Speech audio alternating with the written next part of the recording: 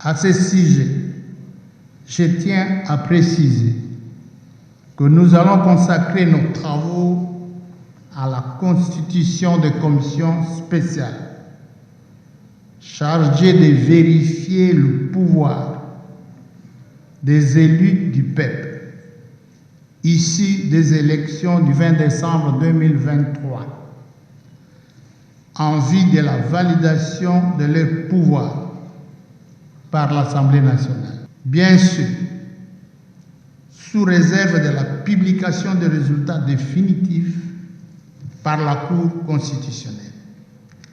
Je signale en passant que la procédure à suivre est celle prévue par les dispositions de l'article 227 de la loi électorale, telle que modifiée et complétée à ce jour.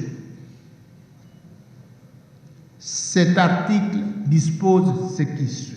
Aussitôt après la constitution du bureau provisoire, chaque chambre procède à la vérification du pouvoir et à la validation du mandat de ses membres. À cet effet, chaque chambre constitue une ou plusieurs commissions de vérification de pouvoir. Chaque commission désigne à son sein un président et deux secrétaires conformément à l'article 224 de la présente loi. Les procès-verbaux de l'élection des députés et des sénateurs avec les pièces jointes sont remis à la commission compétente. Fin de citation. Chers collègues, ainsi compris, nous allons constituer 26 commissions spéciales de vérification du pouvoir correspondant aux 26 provinces actuelles de notre pays. Et cela indépendamment de nos tendances politiques respectives. D'abord, le sentiment de redevabilité vis-à-vis de ce peuple souverain qui m'a témoigné toute sa confiance en m'élisant député national et provincial. Donc je me sens redevable vis-à-vis de cette confiance.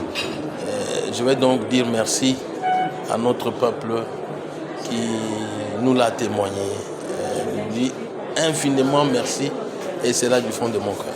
Vous savez que j'ai toujours milité pour le bien-être de notre peuple, pour son vécu quotidien, ce qu'il doit manger, ce qu'il doit boire et comment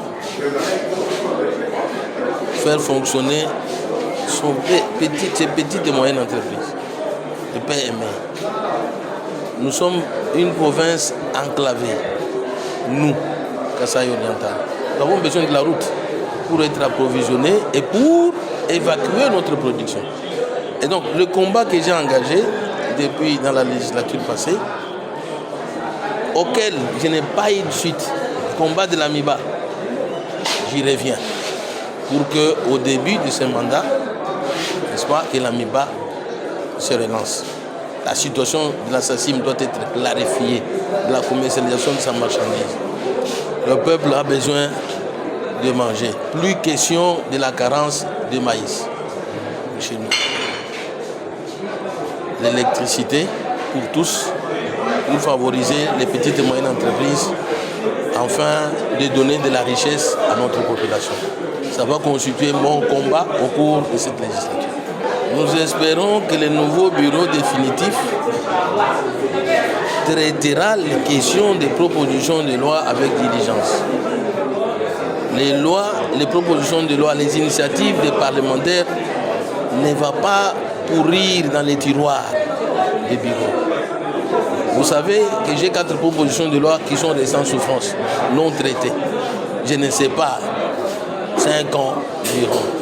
Et je crois que ça va constituer vraiment la bataille au cours de cette législature ici. Privilégier les lois qui doivent réglementer notre société.